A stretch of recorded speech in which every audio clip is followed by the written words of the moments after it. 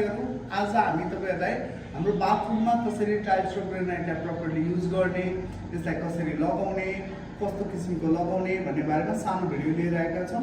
हामीलाई आशा छ कि यो भिडियो तपाईहरुलाई पक्कै पनि मन पर्नेछ।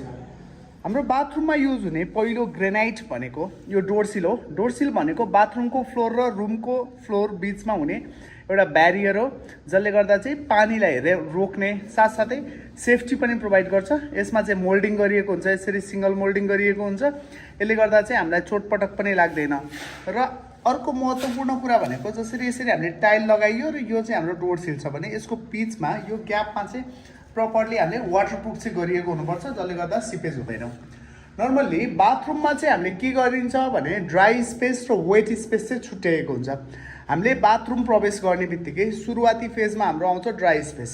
जस्तो यहाँनेरि हाम्रो सिधा अगाडि बेसन हुन्छ, यहाँनेरि हाम्रो कमोड हुन्छ, त्यसपछि बल्ल हाम्रो सावर हुन्छ। सावर हाम्रो एक स्टेप तल लगभग 10 to 12 mm डाउन चाहिँ हाम्रो यो वेट स्पेस रहन्छ। यो ठाउँमा हाम्रो सावर हुन्छ। यो हाम्रो रहेको बाथरुम चाहिँ वाल अनकमोड छ यसमा। त्यसले गर्दा चाहिँ यो वाल चाहिँ तपाईले देख्न सक्नुहुन्छ लगभग 4 देखि 5 इन्ची चाहिँ बाहिर निस्केको छ। यसलाई चाहिँ हामीले यो बाहिर निस्केको ठाउँमा टाइललाई जोइन्ट नगरिकन ग्रेनाइट लगाएको छ जसले गर्दा यो निकै नै आकर्षक पनि देखिएको छ। साथै यसको सेफ्टी इस्यु पनि रहँदैन। यसको चाहिँ मोल्डिङ भएको कारणले चोटपटकको सम्भावना पनि कम रहन्छ। अझै आकर्षक देखाउनको लागि हामीले जुन यो ढोका युज गरेको छ, ढोकाको त्रिकोशको तीनै साइडमा यसरी ग्रेनाइटको फ्रेमिङ गरिएको छ जसले गर्दा यो बाथरुम अझै आकर्षक देखिएको छ। फ्लोरमा 16 बाई 16 को टाइल्स लगाएको छ। सानो साइजको टाइल्समा स्लोपहरू बनाउन सजिलो हुन्छ जसले गर्दा नर्मली 1 बाई 1 अथवा 16 बाई 16 को टाइल्सहरू चाहिँ हामीले बाथरुमको फ्लोरमा युज गर्छौँ। साथसाथै बाथरुमको फ्लोर बनाउँदाखेरि हामीले भुल्दै नहुने कुरा भनेको यसरी स्पेसर राख्नुपर्छ। स्पेसर राखेर यसमा प्रपरली इपोक्सी गरिएपछि यसबाट हुने कुनै पनि सिपेजबाट हामी सुन्दरतालाई अझ परिष्कृत रूपमा बाहिर ल्याउनको लागि यस्ता ठुला साइजका टाइल्सहरू हामीले युज गर्न सक्छौँ। हामीले यो बाथरुममा 2 बाई 4 को टाइल्सलाई युज गरिएको छ।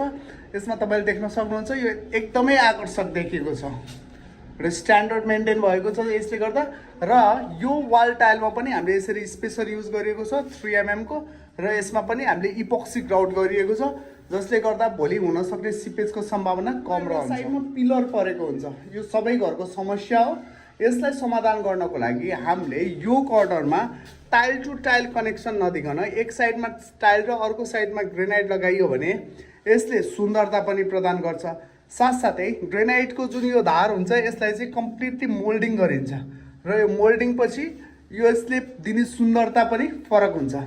साथसाथै जुन हाम्रो बाथरुममा भेन्टिलेसन्स हुन्छ, झ्याल हुन्छ, त्यो ठाउँमा यसरी चारैतिर ग्रेनाइटको फ्रेमिङ गरियो भने यसमा जुन हाम्रो यूपीवीसी अथवा एल्युमिनियमको झ्यालको प्रोफाइलहरू बस्छ प्रपरली बस्ने, साथसाथै सुन्दरता पनि प्रदान गर्ने र पानीको समस्या पनि नहुने हुन्छ। यसरी हामीले हाम्रो घरको बाथरुमलाई अति नै आकर्षक साथसाथै सुन्दर साथसाथै सुरक्षित पनि बनाउन सक्दछौँ। यस्तै भवन निर्माण सम्बन्धी सम्पूर्ण जानकारीमूलक भिडियोको लागि हाम्रो युट्युब, फेसबुक लगायतका सञ्जालहरूमा हामीलाई साथ दिएर सहयोग गर्नुहोला।